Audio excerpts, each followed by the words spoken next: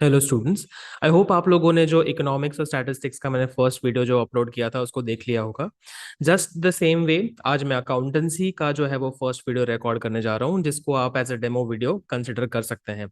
Now when we talk about accountancy as a subject, तो बहुत सारी ऐसी चीजें होती है जो कि एक थियोरेटिकल फ्रेमवर्क को डिफाइन करती है, और वही सारी थियोरी के बेसिक पॉइंट्स एंड फंडामेंटल्स को आज हम लोग इस पर्टिकुलर वीडियो लेक्चर के थ्रू स्टडी करने की कोशिश करेंगे। Now, for someone who is listening to this term for the first time, accountancy या accounting की अगर हम बात करेंगे तो आपको पता होना चाहिए कि ये एक लैंग्वेज ऑफ बिजनेस है। मतलब आज हम लोग बिजनेस करते हैं जो कि इकोनॉमिक एक्टिविटी होती है, और इस इकोनॉमिक एक्टिविटी के आउटकम से क्या हमें प्रॉफिट हुआ, क्या हमारा नुकसान हुआ, क्या हमारा फाइनेंशियल परफॉर्मेंस रहा, क्या फाइनेंशियल पोजीशन है आज के तारीख में, ये सारी चीजें हम इवेल्युएट करते हैं। सो ब्रॉडली अकाउंटेंसी का मतलब है कि किसी तरीके का फाइनेंशियल इंफॉर्मेशन जो हमें एक बिजनेस एंटरप्राइज के बारे में एक ओवरऑल पर्सपेक्टिव बता सकता है about it's financial performance, position, liquidity etcetera. तो अगर बहुत ही लेमैन टर्म्स में मैं बात करूं तो अकाउंटेंसी को हम लोग लैंग्वेज ऑफ बिजनेस बोलते हैं। बट हम कॉमर्स के स्टूडेंट्स हैं, and as students of commerce हम लेमैन टर्म्स में इस चीज को नहीं इंटरप्रेट कर सकते। We have to go a little bit deeper. So अभी सबसे पहले हम देखेंगे कि भाई अकाउंटिंग का जो है वो डेफिनेशन क्या है। सो अकाउंटिंग का डेफिनेशन हमें दिया है American Institute of Certified Public Accountants के द्वारा। AICPA is the short form. उन्होंने बोला है that accounting is the art of recording, classifying, summarising in a significant manner and in terms of money, transaction and events which are in part at least of financial character and interpreting the results thereof. Now definitions का काम ही होता है बहुत ज्यादा complicated होना। तो इस definition को जो है वो थोड़ा सा अपन डीप डाइव करके ब्रेक डाउन करते हैं in simpler terms, so that हमें समझ में आए कि भाई ये बोलना क्या चाहता है। Right. So if you break down the definition तो बोला गया है अकाउंटिंग एक सिस्टमैटिक प्रोसेस है। व्हेन वी से एक सिस्टमैटिक प्रोसेस है तो उसमें कुछ सीरीज ऑफ स्टेप्स हैं। एक प्रोसेस होगा जिसमें अलग अलग चीजें अलग अलग टाइम पे हो रही होगी, क्रोनोलॉजी में हो रही होगी। तो उसी क्रोनोलॉजिकल ऑर्डर को थोड़ा समझने की कोशिश करते हैं। इसी आंसर से आपके स्टेप्स इन अकाउंटिंग प्रोसेस भी क्लियर होते जाएंगे। तो इस सिस्टमैटिक प्रोसेस में सबसे पहले हम करते हैं आइडेंटिफिकेशन या आइडेंटिफाइंग। अब हमारे बिजनेस के अंदर जो भी ट्रांजैक्शंस होते हैं, हमें अकाउंटिंग सिर्फ उन ट्रांजैक्शंस का करना होता है, रिकॉर्डिंग सिर्फ उन ट्रांजैक्शन का करना होता है जो इकोनॉमिक इन नेचर है, जो फाइनेंशियल इन नेचर है, जिसको मनी टर्म्स में हम मेजर कर सकते हैं। जो ट्रांजैक्शंस को हम लोग मनी टर्म्स में मेजर नहीं कर पाएंगे, उन चीजों को हम लोग रिकॉर्ड करते ही नहीं, क्योंकि it is not a subject matter of accountancy at all. तो जैसे अगर हम बात करेंगे about something which is extremely important for a business, जैसे बिजनेस के एम्प्लॉयज उनके लिए बहुत इंपॉर्टेंट होता है। आज बिजनेस चलता है एम्प्लॉयज की वजह से है। बट क्या आप एम्प्लॉयज के वर्थ को मेजर कर सकते हो? क्या आप उन्हें आइडेंटिफाई कर सकते हो? Not really. इस वजह से एम्प्लॉयज को बैलेंस शीट में एसेट साइड पे नहीं दिखाया जाता, क्योंकि उसका मॉनेटरी वैल्यू हम एस्टिमेट नहीं कर सकते। सिमिलरली, आइडेंटिफाई करने के बाद हमें उन ट्रांजैक्शंस को मेजर करना है, उस इकोनॉमिक ट्रांजैक्शन की मनी वर्थ निकालनी है। आज अगर आप बिजनेस करते हैं, आप कोई चीज परचेज करके आते हो with the intention of selling it. तो आज आपने लेट्स जस्ट से 5 किलो आलू खरीदे और उसको आगे किसी और को सेल किया। तो आपने 5 किलो आलू अगर 200 रुपए में खरीदे हैं, तो हम लोग 5 किलो रिकॉर्ड करें या 200 रुपए रिकॉर्ड करें? The idea here is that we will record transaction in terms of rupees. तो कोई भी न्यूमेरिक वैल्यू को रिकॉर्ड करना जरूरी नहीं है, हम लोग मॉनिटरी वैल्यू, मनी टर्म्स में जिसको रिप्रेजेंट किया जाता है, उसको रिकॉर्ड करेंगे। तो identification as well as measuring, ये दो चीजें आपको समझ में आनी चाहिए। अब जो भी ट्रांजैक्शन बिजनेस में होता है और जैसे जैसे वो ट्रांजैक्शन होता है, उसका हमें एक सिस्टमैटिक रिकॉर्ड मेंटेन करना है। जो ट्रांजैक्शन हुआ, जो इकोनॉमिक नेचर का है, बिजनेस का है, उसको हम जर्नल, इस ओरिजिनल बुक में रिकॉर्ड करते हैं। अब इस बुक में रिकॉर्ड करने के बाद ये सारे ट्रांजैक्शन साल भर में होते रहेंगे। एवरी डे जब बड़े बड़े बिजनेसेस की बात करते तो बहुत सारे ट्रांजैक्शंस होते हैं। अब सारे ट्रांजैक्शंस को ना फिर हम लोग क्लासिफाई करेंगे, इकट्ठा करेंगे on the basis of similarity. जैसे आज अगर आप एक ओनर हो किसी भी बिजनेस के, तो आप ये जानना चाहोगे कि साल भर में मैंने कितनी सेल्स की, हर साल में मेरे कितने खर्चे हुए, कौन से मेरे एक्सपेंसेस हैं, कौन सी मेरी इनकम्स हैं, क्या मेरे असेट हैं। तो हम सारी चीजों को इकट्ठा करने की कोशिश करते हैं। नाउ रिकॉर्डिंग जब होता है तो जर्नल में इंडिविजुअल ट्रांजैक्शंस रिकॉर्ड होते हैं, बट एक क्लासिफिकेशन का जो काम है, एक नेचर के सारे ट्रांजैक्शंस को इकट्ठा करना, ये एक सेपरेट बुक में होता है जिसको हम लेजर बोलते हैं। अब अगर आपको ये सारे टर्म समझ में नहीं आ रहे तो बिल्कुल भी टेंशन मत लीजिए। ये लेजर और जर्नल वाले जो चैप्टर्स हैं वो आपके टेक्स्ट बुक में अगर आप इंडेक्स खोल के देखोगे तो चैप्टर नंबर 9, 10, 11 में सारे कॉन्सेप्ट्स हैं। तो अभी तो हम लोग सिर्फ इन टर्म से थोड़े से फेमिलियर होने की कोशिश कर रहे हैं कि ट्रांजैक्शंस इनिशियली जर्नल में रिकॉर्ड होते हैं और फिर फर्दर जाके लेजर में क्लासीफाई होते हैं। ये सारी चीजों को हम डिटेल में भी पढ़ेंगे separate individual chapters. Now, after recording the transactions in journal and classifying the transactions in ledger, हम लोग एक समरी बनाते हैं। मतलब सारे जितने भी ट्रांजैक्शंस होंगे साल में उसका एक पूरा चिट्ठा निकालेंगे। जिस तरीके से आपके स्कूल में आपके एकेडमिक परफॉर्मेंस का एक रिपोर्ट कार्ड बनता है, सिमिलरली यहाँ पे भी जब हम लोग पूरे बिजनेस के ट्रांजैक्शंस के सारे इकोनॉमिक ट्रांजैक्शन सारे फाइनेंशियल ट्रांजैक्शन का एक समरी बनाएंगे, तो हम लोगों को फाइनल अकाउंट्स मिलेंगे। और उस फाइनल अकाउंट्स के अंदर हम लोग ट्रायल बैलेंस बनाते हैं, ट्रेडिंग अकाउंट बनाते हैं, प्रॉफिट एंड लॉस अकाउंट बनाते हैं और बैलेंस शीट बनाते हैं। तो ये सारे जो फाइनेंशियल स्टेटमेंट है ये हमारा आउटकम है ऑफ दिस होल प्रोसेस, कि ये सब इतनी जो मेहनत की, इतने सारे जो स्टेप्स हमने फॉलो किए, उन सारे स्टेप्स को फॉलो करते हुए हम लोगों ने जो है वो ये पर्टिकुलर फाइनेंशियल स्टेटमेंट्स बनाए। अब फाइनेंशियल स्टेटमेंट्स बनाने पे हमारा अकाउंटिंग का प्रोसेस खत्म नहीं होता। हम लोग जो है वो इस पॉइंट के आगे इस इंफॉर्मेशन को इस्तेमाल करते हैं डिसीजन मेकिंग करने के लिए, फ्यूचर प्लानिंग करने के लिए। तो after summarising this information, accounting has a broader scope और a wider scope, which means that हम लोग इस इंफॉर्मेशन को इंटरप्रेट करेंगे, एनालाइज करेंगे।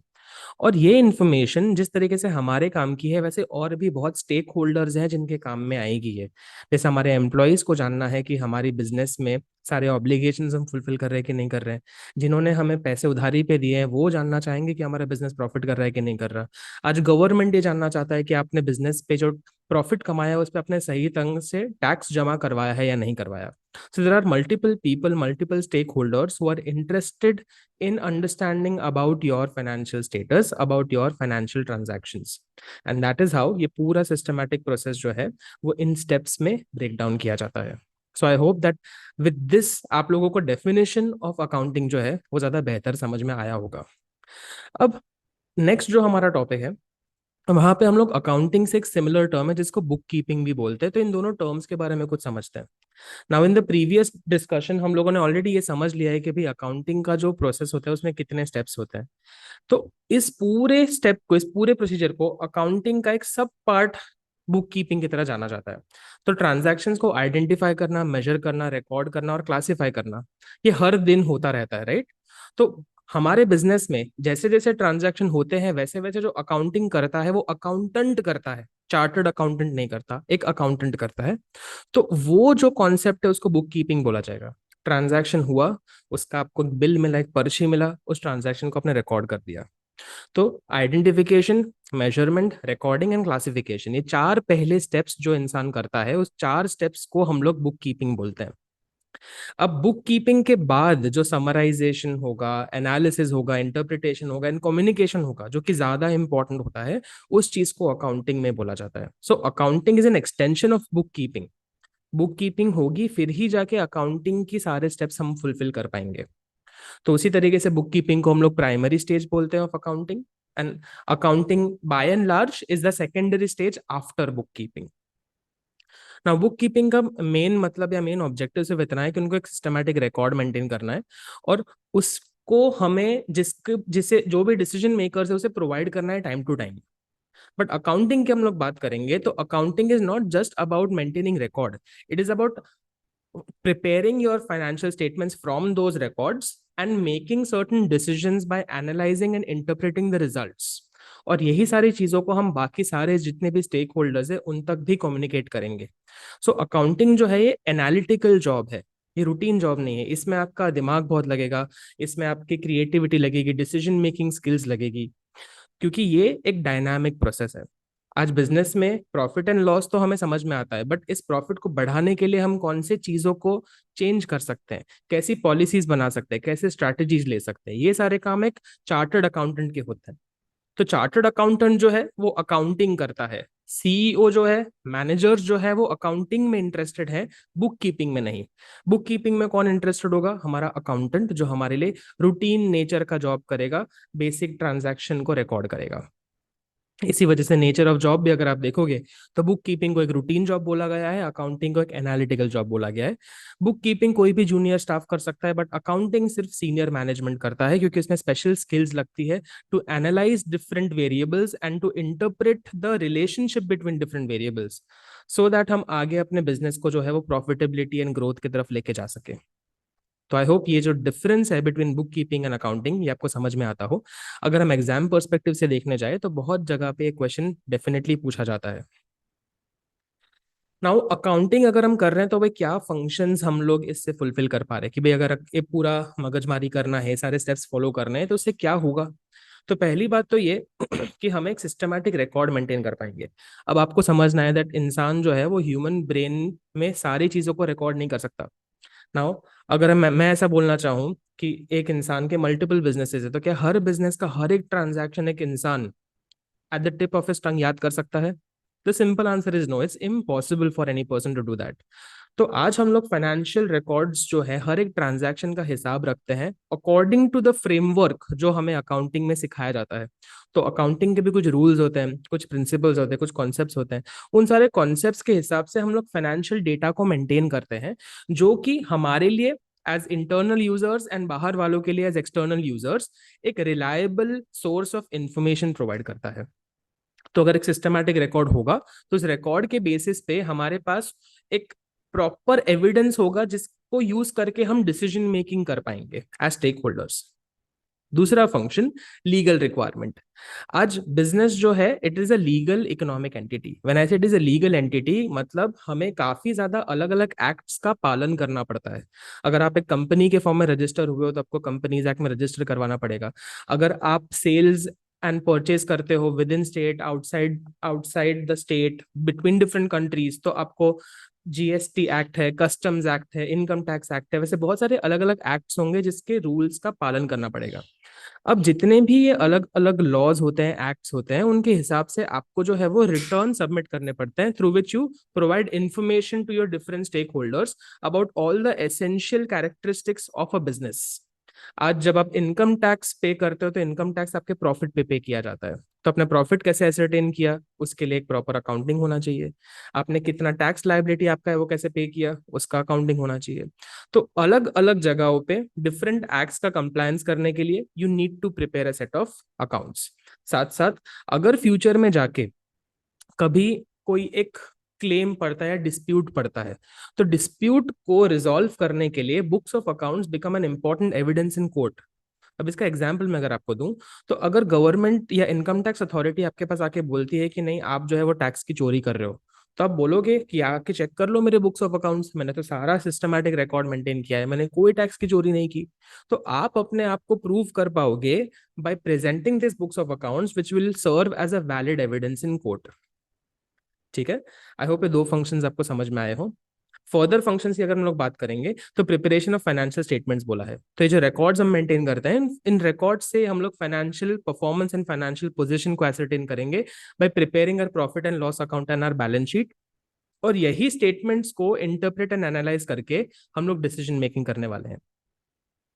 फर्दरमोर, आज जब हम डिसीजन मेकिंग की बात करते हैं तो मैनेजर जो है ना वो अपने अपने तरीके से बहुत अच्छे तरीके से बिजनेस को टैकल करने के लिए पॉलिसीज बनाते हैं, स्ट्रैटेजीज बनाते हैं। But in policies and strategies का एक्चुअल इम्पैक्ट पड़ा है या नहीं पड़ा, और इसमें क्या हमें कोई मॉडिफिकेशन करने की जरूरत है या नहीं जरूरत है, वो हमें अकाउंटिंग के थ्रू ही पता चलेगा। इसको मैं एक और एग्जांपल देके समझाता हूँ। अगर आप किसी एक डॉक्टर के पास जाते हैं और डॉक्टर को बोलते हो कि सर मुझे ये बीमारी है, ये मेरे सिम्टम्स है, तो डॉक्टर सबसे पहले आपके पास से कुछ रिपोर्ट निकलवाएगा। अब वो रिपोर्ट के बेसिस पे और आपके सिम्टम्स के बेसिस पे आपको प्रॉपरली इवेलुएट करने के बाद डॉक्टर आपको प्रिस्क्रिप्शन देता है, कुछ मेडिसिन प्रिस्क्राइब करता है। अब उन मेडिसिन के कोर्स को फुलफिल कर लेने के बाद आपको वापस बुलाया जाता है, आपके वापस सिम्टम्स इवेलुएट किए जाते हैं, जरूरत पड़े तो वापस से टेस्ट करी जाती है, ये देखने के लिए कि भाई हमारी दवाई जो है वो काम कर रही है या फिर नहीं कर रही है, ट्रीटमेंट जो है वो एक्यूरेट है या नहीं है। सिमिलरली बिजनेस को जब हम मैनेज करते हैं तो बिजनेस मैनेजमेंट करने के लिए हम लोग कभी अगर एक नई स्ट्रैटेजी का इस्तेमाल कर रहे हैं तो स्ट्रैटेजी ने एक्चुअली हमारी हेल्प की या नहीं की, is the strategy working or not working, do we need to make any modifications or not. इन चीजों के बारे में असिस्टेंस जो है वो मैनेजमेंट को मिलता है through the books of accounts. Furthermore, अगर हम कम्युनिकेटिंग फाइनेंशियल इन्फॉर्मेशन की बात करेंगे तो अकाउंटिंग के बेसिस पे जो इन्फॉर्मेशन हमें मिलेगा वो ना ही सिर्फ owners, share holders, management, board of directors के काम आता है जो कि इंटरनल यूजर्स हैं, बट साथ ही साथ एक्सटर्नल लोग जैसे हमारे बैंकर्स, गवर्नमेंट, पोटेंशियल इन्वेस्टर्स जो शायद हमारे बिजनेस में इन्वेस्ट करना चाहे। आप शार्क टैंक देखते हो, राइट? वो लोग भी आपसे फाइनेंशियल्स पूछते हैं कि आपका टर्नओवर कितना है, आपके ग्रॉस मार्जिन कितने हैं, आपका इक्विटी स्ट्रक्चर कैसा है। ये सब चीज का इन्फॉर्मेशन कहाँ से मिलेगा? आपको आपके बुक्स ऑफ अकाउंट से मिलेगा। तो आई होप आपको ये सारे जो फंक्शंस ऑफ अकाउंटिंग है, 5 पॉइंट्स जो हमने डिस्कस किए, वो भी समझ आए हो। Now beyond the functions of accounting हम लोग ऑब्जेक्टिव्स की बात करेंगे। ऑब्जेक्टिव्स एंड फंक्शंस में काफी ज्यादा चीजें ओवरलैप हो सकती है। एज अ स्मार्ट टिप मैं आपको ये रेकमेंड करूंगा कि हम लोग जो है ना वो सारे पॉइंट्स को जो ओवरलैप हो रहे हैं वो एक ही तरीके से याद कर लेंगे। तो चाहे आपको क्वेश्चन में फंक्शंस पूछा जाए या आपको ऑब्जेक्टिव पूछा जाए, आप दोनों जगह सिमिलर चीजें लिख के आ जाना। ठीक है? अब ये हमारे आपके और मेरे बीच की बात है कि अगर फंक्शंस पूछे, ऑब्जेक्टिव्स पूछे, हम सिमिलर पॉइंट्स लिख के आ जाएंगे, बट समझने के पॉइंट ऑफ व्यू से कौन से कीवर्ड्स है उसको मैंने खास तौर पे हाईलाइट करके रखा है। अब ऑब्जेक्टिव्स की बात करते हैं तो पहला है मेंटेनिंग अकाउंटिंग रिकॉर्ड्स। तो भाई अकाउंटिंग के प्रोसेस से एक सिस्टमैटिक रिकॉर्ड मेंटेन होगा जो कि प्रिंसिपल्स को फॉलो करते हुए, रूल्स को फॉलो करते हुए बनाया जाता है। दूसरी बात, हम लोग जो है वो हमारे बिजनेस का फाइनेंशियल परफॉर्मेंस एस्टिमेट करेंगे। तो जो हम लोगों ने रिकॉर्ड मेंटेन किया उसको समराइज करके प्रॉफिट एंड लॉस अकाउंट बनेगा, बैलेंस शीट बनेगा।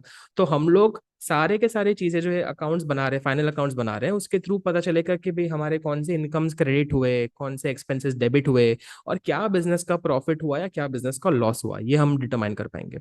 अब जैसे प्रॉफिट एंड लॉस तो हमारे फाइनेंशियल परफॉर्मेंस के बारे में बात करता है, वैसे हमें फाइनेंशियल पोजीशन भी जानना है कि भाई हमारे असेट कितने हैं, हमारी लाइबिलिटी कितनी है, हमारी बैलेंस शीट कितना बोलती है, हमारा नेट वर्थ कितना है। ये सारी चीजें हमें फाइनेंशियल पोजीशन के थ्रू पता चलेगा। साथ साथ फैसिलिटेटिंग मैनेजमेंट। आज मैनेजमेंट को डिसीजन मेकिंग करने के लिए, बजटिंग करने के लिए, फोरकास्टिंग करने के लिए इंफॉर्मेशन की जरूरत पड़ती है। अब डिसीजन मेकिंग तो समझ में आया, बट ये बजटिंग एंड फोरकास्टिंग क्या है? आज बजटिंग का मतलब ये होता है कि हम लोग फ्यूचर में जो एक्टिविटीज करने वाले हैं उन एक्टिविटीज को कंसिडर करते हुए हमें कितने रिसोर्सेज की रिक्वायरमेंट पड़ेगी। आज अगर मैं एक शहर में बिजनेस करता हूँ और इस बिजनेस को करने के लिए मुझे वर्किंग कैपिटल जैसे 10 लाख का लगेगा, तो अगर कल को मैं जाके 5 शहर में एक्सपैंड करना चाहता हूँ तो मुझे कितने रिसोर्सेज की जरूरत पड़ेगी, और अगर वो रिसोर्सेज मुझे चाहिए तो वो रिसोर्सेज आएंगे कहाँ से। ये सारी चीजों को इवेलुएट करने के लिए हमें कुछ बेसिस चाहिए होता है, कुछ इन्फॉर्मेशन चाहिए होता है जो अकाउंटिंग के थ्रू हमें मिलेगा। ठीक है? सिमिलरली बाकी जितने भी यूजर्स है, जो एक्सटर्नल यूजर्स है, इंटरनल यूजर्स है, वो भी हमारे फाइनेंशियल अकाउंटिंग इन्फॉर्मेशन को इस्तेमाल करते हैं to take all major decisions that they would want to take. तो आई होप ऑब्जेक्टिव समझ में आए।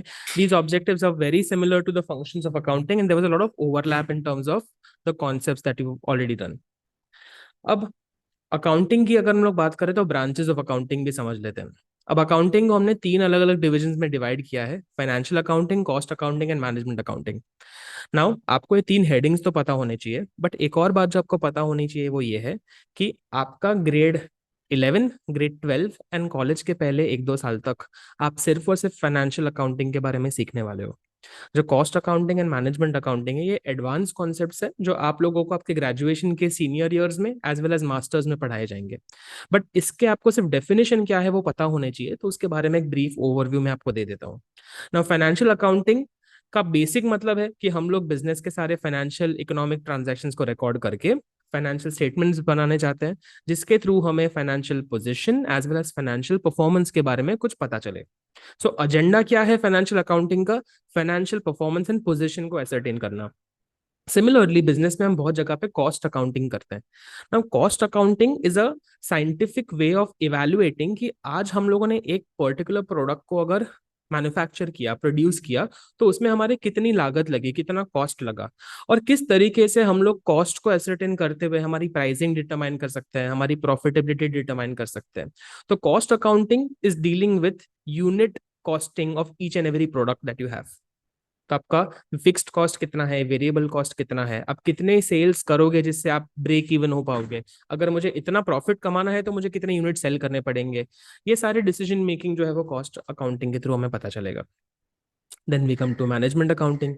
Now management accounting is basically dealing with providing all sorts of information जो मैनेजमेंट को अपने डिसीजन मेकिंग में हेल्प करे। अब ये तो बहुत वेग हो गया, इसको थोड़ा समझने की कोशिश करते हैं। आज बिजनेस में काफी ऐसे प्रोसेसेस होते हैं जो वो खुद कर सकते हैं, और काफी ऐसे प्रोसेसेस होते हैं जो बाहर से आउटसोर्स करके करवाए जा सकते हैं। तो अब मुझे खुद करना चाहिए या आउटसोर्सिंग करना चाहिए? Should I make something in my own factory और should I buy something from China and then sell it? तो ये सारे डिसीजंस में भी काफी कैलकुलेशंस हमें करने पड़ेंगे। किस पॉइंट के बाद हम लोगों को बाहर से बनवाने की जगह खुद का मैन्युफैक्चरिंग यूनिट कर लेना चाहिए? तो ये सारे डिसीजंस जो हैं, अलग अलग ऑप्शंस में से चूज करना कि कौन सा ऑप्शन हमारे लिए सबसे बेस्ट रहेगा, ये सारी डिसीजन मेकिंग के लिए जो हम अकाउंटिंग का इस्तेमाल करते हैं उसको मैनेजमेंट अकाउंटिंग बोला जाता है। ठीक है। आई होप आपको ये तीनों ब्रांचेस समझ में आई, बट अगेन डिस्क्लेमर, हमारे सिलेबस में सिर्फ और सिर्फ क्या है? फाइनेंशियल अकाउंटिंग है।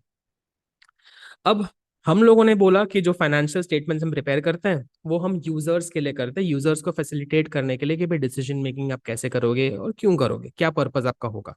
तो हर एक यूजर के बारे में जान लेते हैं और वो क्या ढूंढना चाहता है, what is the objective, why he will refer to any financial information, उसके बारे में बात करते हैं। तो इंटरनल यूजर्स में हम लोग ओनर्स, मैनेजमेंट एंड एम्प्लॉयज के बारे में बात कर लेंगे। Now one more important point of disclaimer, काफी ज्यादा बुक्स में एम्प्लॉयज एंड वर्कर्स को इंटरनल यूजर नहीं माना जाता, उनको एक्सटर्नल यूजर्स में क्लासिफाई किया जाता है। Why? Because they cannot take decisions on their own, they follow instructions and orders of the management and the owners। ठीक है। तो अगर आपके स्कूल में खास तौर पे इस चीज की बात की जाए कि हम लोग एम्प्लॉयज को एक्सटर्नल में गिनेंगे, तो हम एक्सटर्नल में ही गिनेंगे guys, we can debate over it. But मेरा रिस्पॉन्सिबिलिटी में आता था आपको ये बताना कि इंटरनल यूजर्स वो लोग हैं जो ऑर्गेनाइजेशन के अंदर है, जिनके पास बुक्स ऑफ अकाउंट्स का एक्सेस है। ठीक है। अब अगर कोई ओनर है तो ओनर क्या चाहता है? ओनर वो इंसान है जिसने अपनी कड़ी मेहनत से अपना खून पसीना बहा के जो पैसा उसने कमाया था वो लगाया है, और वो चाहता है कि उसका बिजनेस जो है उसमें उसका कैपिटल कंट्रीब्यूशन जो है वो सेफ रहे और उसको अच्छा खासा रिटर्न ऑन इन्वेस्टमेंट मिले। तो वो फाइनेंशियल परफॉर्मेंस में भी इंटरेस्टेड है क्योंकि उसने बहुत रिस्क अंडरटेक किया है इस इन्वेस्टमेंट को करने में। So, as the owner of an enterprise, you are interested in safety of your money, financial performance of your money, because you have contributed capital and undertaken a lot of risk. Similarly जब मैं management की बात करता हूँ, तो management are those people जो कि company को चलाते हैं, कंपनी को ऑपरेट करते हैं। तो उन लोगों को इस चीज से ये पता चलेगा कि हमने जो डिसीजंस लिए, हमारी जो पॉलिसी है, हमारी जो स्ट्रैटेजी है, काम कर रही है या नहीं कर रही, क्या हमें इसी तरीके से फ्यूचर में काम करना चाहिए या काम करने के तरीके में कोई चेंजेस लाने चाहिए। ठीक है। Then third is employees and workers. Now as employees and workers आप बिजनेस के लिए काम करते हो एंड इन रिटर्न आपको सैलरी मिलती है। बट बहुत बार सोशल सिक्योरिटी एक्सपेंसेस जो है वो एम्प्लॉयर्स आपके सैलरी में से कट करते हैं और फिर गवर्नमेंट को जमा करवाते हैं, जैसे इंश्योरेंस हो गया, प्रोविडेंट फंड हो गया, पेंशन हो गया। तो ये सारी चीजें आपके सैलरी में से कट तो होती है, और एज पर रूल आपके एम्प्लॉयर को, ये गवर्नमेंट को या फिर वो पेंशन फंड को कंपलसरीली जमा करवाना चाहिए। अब उसने जमा करवाया या नहीं करवाया, ये आप कहाँ से पता लगाओगे? तो अकाउंटिंग इन्फॉर्मेशन से पता लगाओगे। सिमिलरली आज बहुत बार जो सैलरीड लोग होते हैं उनकी सैलरी पे जो उनको टैक्स पे करना होता है, वो कभी कभी नहीं, मतलब टैक्स डिडक्शन एट सोर्स नाम का एक कॉन्सेप्ट होता है कि जहां से आपको इनकम मिल रही वहीं पे एम्प्लॉयर आपके सैलरी में से टैक्स कट कर लेगा। अब एम्प्लॉयर ने तो आपके पास से आपका टैक्स कट कर लिया, बट क्या वो गवर्नमेंट को जमा करवाया या नहीं करवाया, ये चीज भी एस्टिमेट करना जरूरी है। तो as an internal user you are interested in figuring out कि आपका इंश्योरेंस, आपका टैक्स, आपका प्रोविडेंट फंड, आपके जितने भी स्टैट्यूटरी कंपलसरी ड्यूज हैं जो आपके सैलरी में से कटे हैं, क्या वो गवर्नमेंट को जमा हुए या फिर नहीं हुए। बहुत जगहों पे ना ओनर्स कभी कभी या मैनेजमेंट कभी कभी इंसेंटिव्स भी ऐसा देते हैं कि आपने अगर आपने कंपनी का ये टारगेट पूरा करवा दिया तो हम आपको प्रॉफिट का 2% कमीशन देंगे। तो वो कमीशन निकालने के लिए प्रॉफिट कितना हुआ वो भी तो जानना जरूरी है। तो अगर आपके किसी इंसेंटिव को प्रॉफिट से लिंक किया गया है, तो एज अ वर्कर और as an employee you are interested in knowing कि भाई कितना रेवेन्यू हुआ, कितना प्रॉफिट हुआ। तो आई होप इंटरनल यूजर्स की बातें आपको समझ में आ रही हो। Followed by external users. अब बैंक से, फाइनेंशियल इंस्टीट्यूशन से बिजनेस जो है वो लोन लेता है। तो जिसने मुझे उधारी पे पैसे दिए हैं वो ये जानना चाहेगा कि भाई उसका पैसा रिकवरेबल है या नहीं है, उसका पैसा सेफ है या नहीं है। So they are interested in the financial performance and position, क्योंकि उनका रिस्क इन्वॉल्व है, they have given a credit to me. Similarly आज अगर कोई इन्वेस्टर है या पोटेंशियल इन्वेस्टर है जो सोच रहे हैं इस कंपनी में इन्वेस्ट करने के लिए, तो वो उसके प्रीवियस ट्रैक रिकॉर्ड को जानना चाहता है, वो कंपनी की अर्निंग कैपेसिटी, कंपनी के ग्रोथ पोटेंशियल को जानना चाहता है। तो ये सारी चीजों को फिगर आउट कहाँ से किया जा सकता है? तो अकाउंटिंग इन्फॉर्मेशन के थ्रू। अब आप बोलोगे कि ग्रोथ को अकाउंट से कैसे मेजर कर सकते हैं? तो अगर आपका बिजनेस ग्रोइंग है तो आप नए मशीन्स खरीद रहे होगे, आपके सेल्स में एक इंक्रीजिंग ट्रेंड होती होगी, आपकी प्रॉफिटेबिलिटी बढ़ रही होगी। तो ये सारी चीज़ों के थ्रू हम इवेल्युएट कर पाएंगे कि भाई आपका बिजनेस ग्रो कर रहा है या फिर नहीं कर रहा है, प्रॉफिट्स कमा रहा है या फिर नहीं कमा रहा है। And lastly creditors. आज बिजनेस में बहुत ज्यादा चीजें जो होती है वो इन कैश इमीडिएट सेटलमेंट में नहीं होती, हम उधार पे भी धंधा करते हैं। तो आज उधार पे अगर आपको धंधा करना होगा तो सामने वाला बंदा आपकी क्रेडिट वर्दीनेस चेक करेगा कि क्या ये इंसान उधार देने लायक है भी या नहीं है। तो अगर आप किसी से उधारी पे माल सामान लेते हो तो he will definitely be interested in evaluating your financial information before giving any loan और credit to you. Now further we have consumers. Now consumers की अगर हम बात करेंगे तो they are the ones who will buy goods from you and give you sales. आपको revenue के लिए सबसे इंपॉर्टेंट ये लोग हैं। अब बहुत बार कंज्यूमर्स जो है वो देखना चाहते हैं कि आपने जो प्रोडक्ट उनको बेचा क्या उसमें आप रीजनेबल मार्जिन कमा रहे हो या फिर अननेसेसरीली एक्सप्लॉयटेटिव मार्जिन कमाने की कोशिश कर रहे हो। आप जो प्रॉफिट कमाते हो उसमें से आपको जो CSR एक्टिविटीज करनी होती है, कॉर्पोरेट सोशल रिस्पॉन्सिबिलिटी वाली एक्टिविटीज करनी होती है, क्या वो सारी चीजें आप कर रहे हो या नहीं कर रहे हो।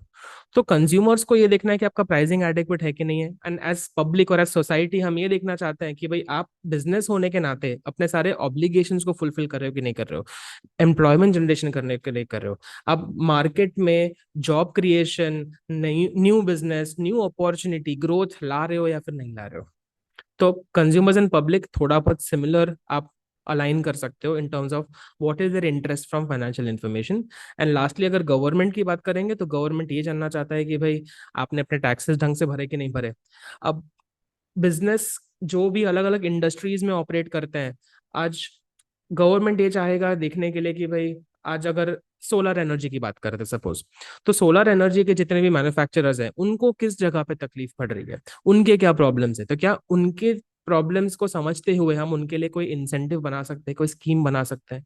आज अगर इलेक्ट्रिक व्हीकल्स में लोगों को फैक्ट्री सेटअप करने में बहुत खर्चा जाता है जिसकी वजह से उनकी प्रॉफिटेबिलिटी नेगेटिव जा रही है, तो क्या हम उन लोगों को कोई इंटरेस्ट फ्री लोन्स दे सकते हैं, क्या उनके लिए कोई अलग से पॉलिसी बना सकते हैं। ये सारी चीजों को इवेलुएट करते हुए गवर्नमेंट जो है वो अपनी डिसीजन मेकिंग, पॉलिसी मेकिंग में भी अकाउंटिंग इन्फॉर्मेशन का इस्तेमाल करता है। एंड साथ साथ जब कंट्री लेवल पे हम GDP एस्टिमेट करते हैं तो छोटे छोटे यूनिट्स का फाइनेंशियल इन्फॉर्मेशन तो चाहिए, जब इन सबको ऐड किया जाएगा, अक्यूमुलेट किया जाएगा, तभी जाके तो नेशनल इनकम बनेगा।